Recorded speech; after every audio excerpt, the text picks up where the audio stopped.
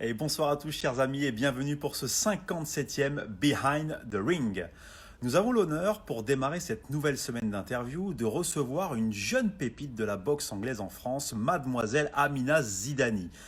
Déjà un très très beau palmarès, 5 fois championne de France amateur, véritable espoir de la boxe en France, petite pépite vous allez voir de la discipline, elle est vraiment pressentie pour son rêve, c'est d'aller au JO. On va pouvoir évoquer tout ça avec elle, ses débuts, son histoire, son parcours. Salut Amina, Salut, comment ça va? ça va très bien et toi? Bah super, merci beaucoup. Et tout d'abord, merci d'accepter notre invitation, c'est gentil à toi. Merci à toi de m'inviter. Ben non, c'est avec grand plaisir. Merci. Alors, on va te donner la parole, Amina. On va mettre un petit coup de gong pour pas oublier les bonnes habitudes. Et on va te laisser la parole pour que tu puisses déjà te présenter. Alors, je m'appelle Amina Zidani, j'ai 26 ans, donc je suis en équipe de France de boxe anglaise et aujourd'hui je suis 5 fois championne de France et vice-championne du monde universitaire. Donc aujourd'hui l'objectif principal c'est de participer aux Jeux Olympiques de 2021 maintenant à Tokyo. On espère qu'ils seront maintenus et puis par la suite Paris 2024 je l'espère. Super. Quel âge tu as? Tu as rappelé quel âge tu as? 26 ans. 26 ans. Et combien de combats, ton palmarès? Combien de victoires? Franchement, ça serait mentir de donner un nombre exact, mais depuis les 65, j'ai arrêté de compter. Là, je dois être dans les 80-90 environ. D'accord, bah c'est bien. Déjà, ça nous donne un ordre d'idée. C'est très bien. Ouais. Alors, on va prendre les choses dans l'ordre, Amina. On voudrait déjà savoir comment tu as démarré la boxe. Alors moi, j'ai démarré la boxe assez tardivement, à l'âge de 18 ans. En fait, étant plus jeune, j'avais pratiqué beaucoup de karaté, j'ai fait beaucoup de sports collectifs. Et puis à un moment donné, j'ai voulu me remettre à un sport de combat. Et là, le Mhm. karaté, c'était assez compliqué parce qu'il fallait un certain nombre d'années de licence pour pouvoir faire de la compétition. Et là, ça ne me convenait pas. J'avais 18 ans, je voulais me tester tout de suite. Et puis, j'étais tombée par hasard sur des vidéos de Leila Ali, donc, qui est la fille de Ouais. Mohamed Ali. Et elle dégageait un charisme, elle avait un style, elle avait trop de flow, comme on dit. Hmm. Et, euh, et je suis vraiment tombée amoureuse de ce sport dès la première fois que j'ai essayé. D'accord. Alors, Laïla Ali, c'était pour toi une première source d'inspiration. Ouais, c'est ça. Bah, en boxe anglaise, ouais, c'était la seule que je connaissais. D'accord, très bien. Alors, peux-tu, pour un peu te connaître maintenant techniquement, est-ce que tu peux nous donner un peu de tes points forts, un peu ton style? Comment toi tu te vois boxer? C'est quoi tes points forts selon toi? Et je me vois comme une boxeuse assez technique, qui est mobile, avec un Mhm. bon coup d'œil. Oui. Et effectivement, je sais pas si je me trompe en disant ça, mais j'ai remarqué dans les combats que tu fais aussi un sens de la contre-attaque. Vraiment, tu esquives C'est ça. remise, c'est vraiment un truc qui est inné Ouais, chez toi pour c'est le mon coup. truc préféré, ouais. Ouais, à chaque fois que je vois tes combats, je me dis waouh, elle a un sacré timing en fait. Elle prend pas le coup, mais elle remet toujours. C'est vrai qu'à chaque fois, tu touches pas et tu touches après quoi. C'est ça. Ouais. Ouais, j'ai trouvé ça vraiment très intéressant. Alors, est-ce que tu peux nous parler aujourd'hui à 26 ans, déjà sur les 80 combats que tu as fait, une petite sélection de bons souvenirs que tu as eus sur le ring, des bons moments que tu as passés dans les compétitions? Ben, il y en a énormément des bons souvenirs. Oui. Franchement, aujourd'hui, mes 5 championnats de France, les 5, ils étaient magiques parce qu'à chaque fois, c'était une nouvelle aventure où il fallait s'imposer. Donc, sur la phase des championnats de France, il y a une très, très grosse pression. Donc, à chaque fois, quand on arrive en finale et qu'on gagne le sacre, ben, c'est un soulagement pour la saison. Et après, j'ai eu pas mal de sorties internationales où il y a une très, très bonne ambiance d'équipe entre les filles.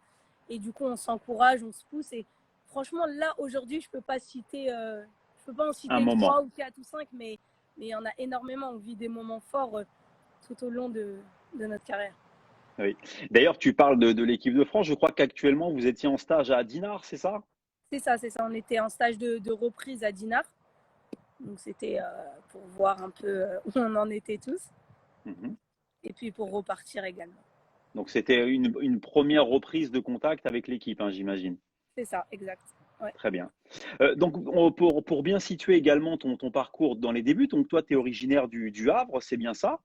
c'est ça, exact. Voilà. Donc, c'est là où tu as démarré la boxe. Et ensuite, donc, tu as migré au BAM l'héritage des Mureaux avec donc, les frères Alab. Raconte-nous un peu cette transition. On connaît très bien les frères arabes. Donc, raconte-nous un peu ce qui t'a poussé à aller vers chez eux pour comprendre un peu ce mouvement. Ben, en fait, moi, donc, comme tu disais, je suis originaire du Havre, donc j'ai commencé la boxe à la Don't Panic Team.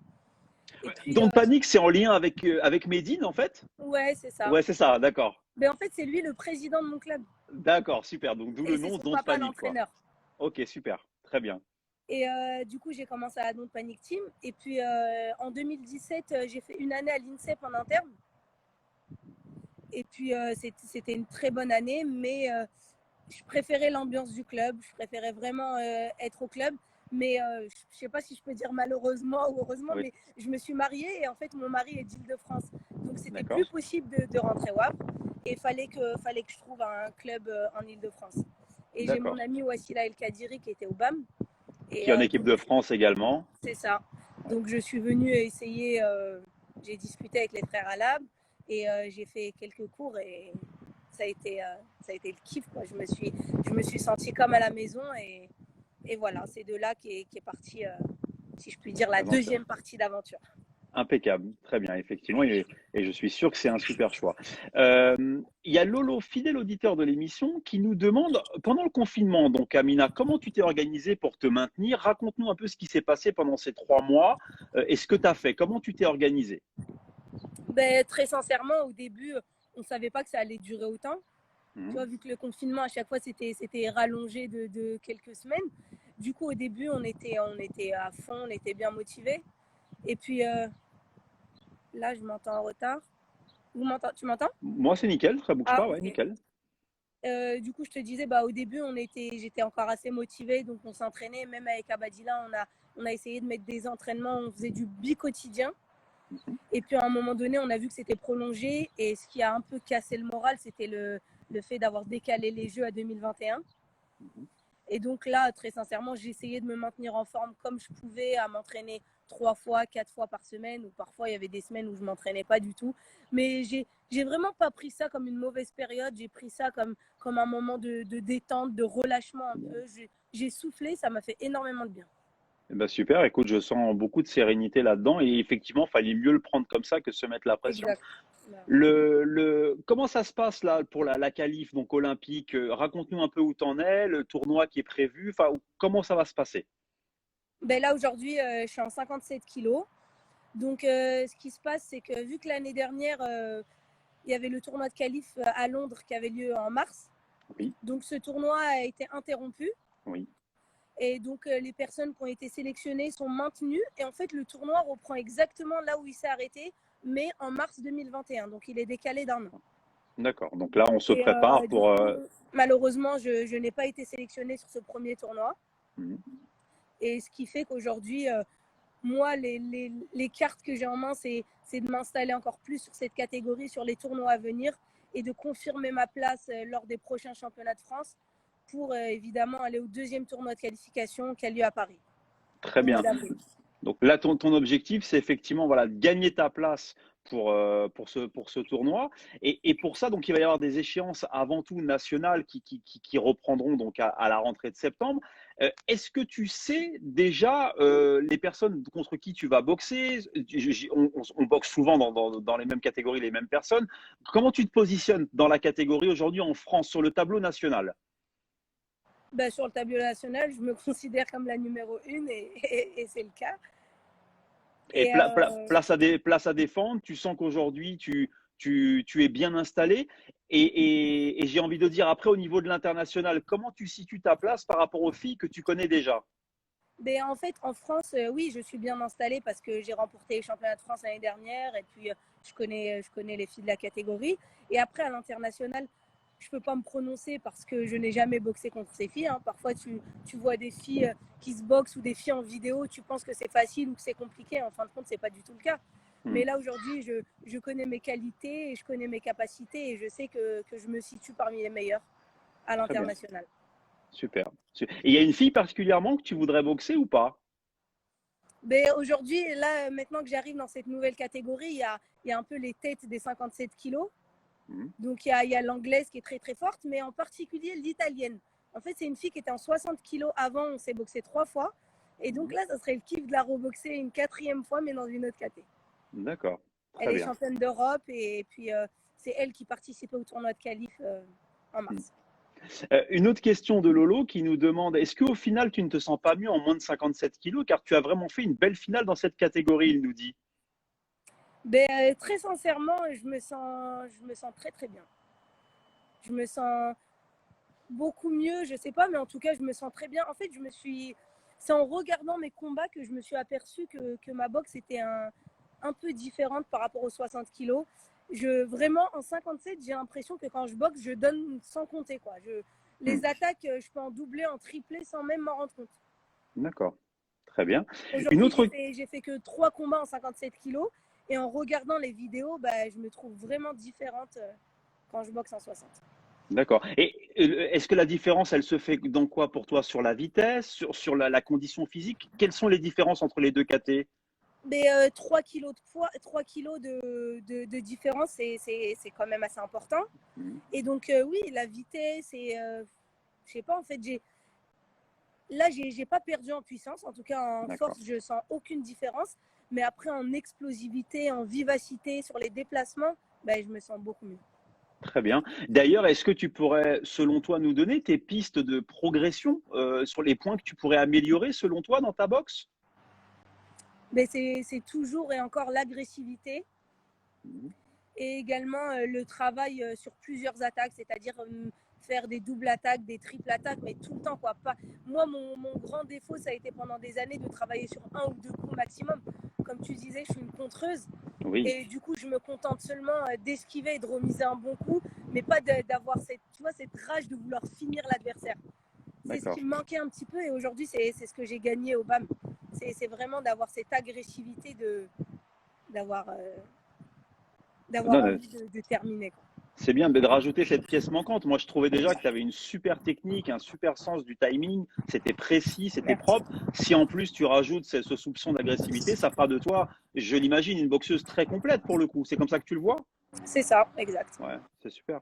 Très bien. Le... Qu'est-ce que tu fais à côté de la boxe dans la vie? Est-ce que tu suis un cursus scolaire? Tu travailles? Comment tu t'organises au quotidien?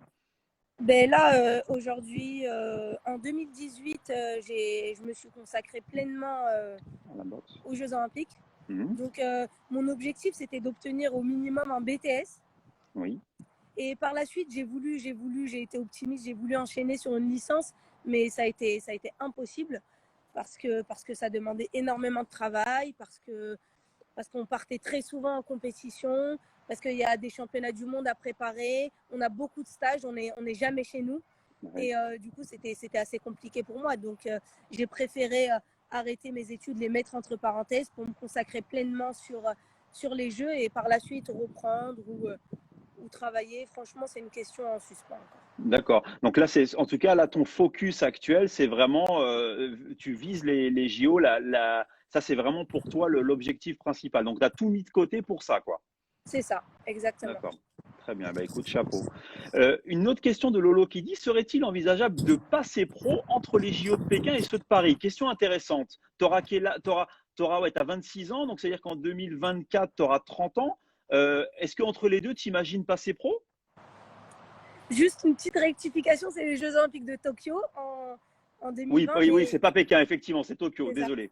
Et non, pas de problème. Mais j'y pense très fortement. Ça devient quelque chose de très intéressant puisqu'aujourd'hui, les Jeux Olympiques sont autorisés aux professionnels.